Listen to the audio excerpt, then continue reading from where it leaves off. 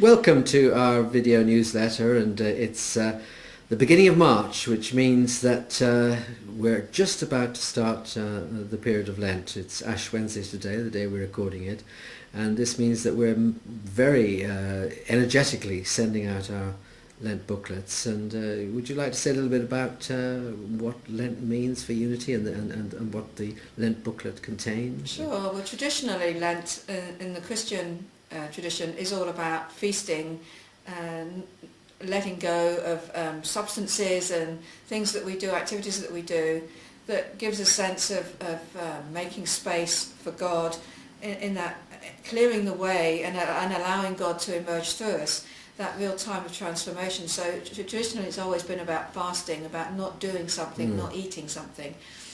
In Unity it's much more an idea of fasting, letting go of ideas and thoughts that we hold that we know don't serve us, and then feasting on that which does, so that we're replacing it with something positive.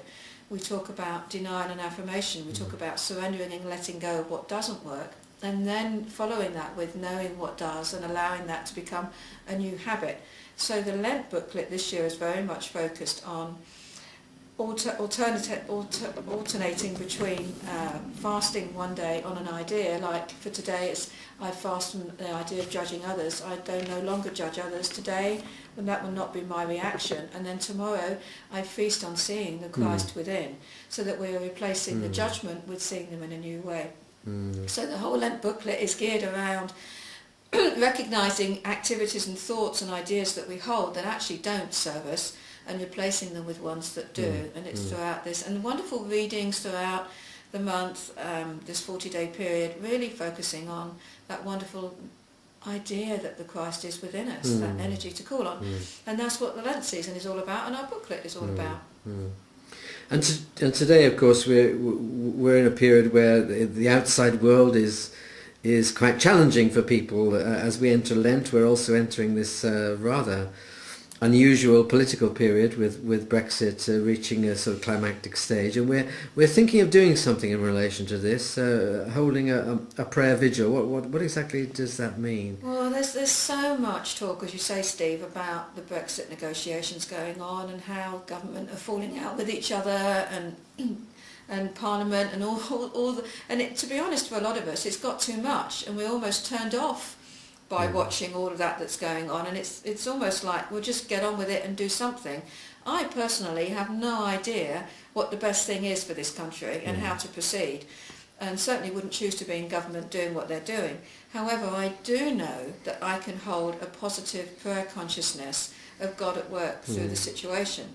So we are going to have a prayer vigil next week, so this is the 12th and the 13th of March, when a lot of these discussions are really being brought to really being discussed in government, in Parliament. And so between 12 o'clock and 1 o'clock on the 12th and the 13th of March, we are going to have a prayer vigil here, where we know and affirm that the government are coming together with open minds and open hearts, really with that sense of God at work through all of them to enable the right way forward for Britain as a whole to proceed. So we're not praying for a specific outcome, who knows what that ought to be, and we've got our own personal opinion, but really that God is at work through all those involved in the debates, in the voting that's going on over those 2 days, to really enable this country to move forward positively. It's got stuck, the energy. So if you'd like to join us, you can do so by taking your own quiet time at home between 12 and 1, and to know that we have an affirmation. We will put it out on the website. It's also going out through our newsletters and our thoughts that we post out.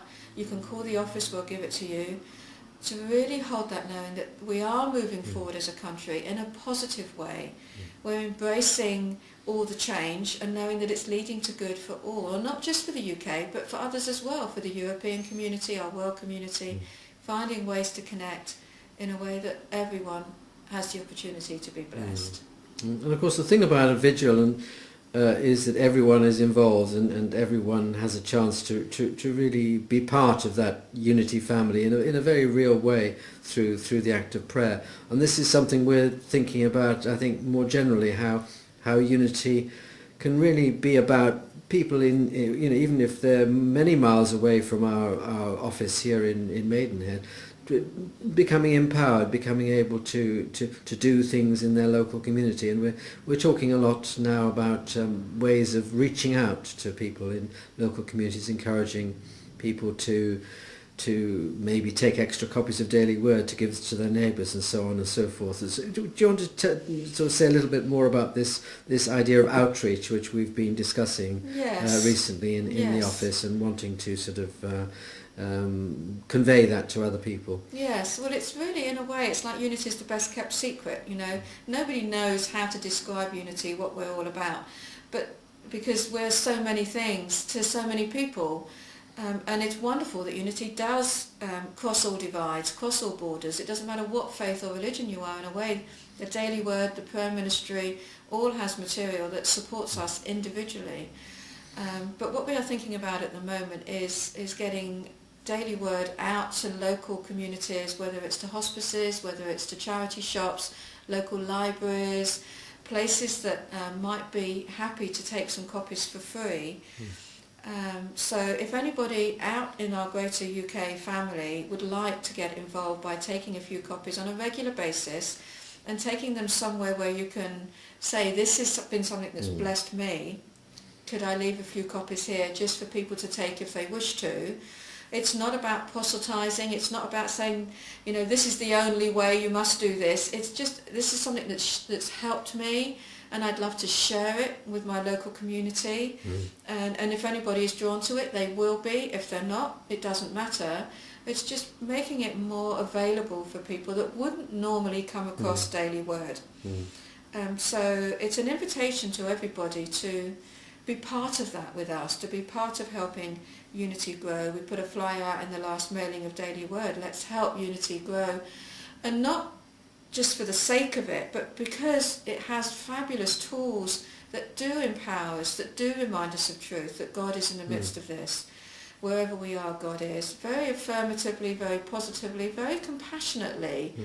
And it's just helping people know that they're not alone in what they're going through, that there is support, and this is one way that they can have that support, and making that more known. So we are really focusing on that. If anyone has any ideas about how to do that, where you could take that to in your community, call us. We'd like to work with you and find a way to make that happen. Well, that seems like a good place to end our little segment for this month. So thank you, as always, Kim-Marie, and see you again in a month or two. Yes, absolutely, and thank you, everyone.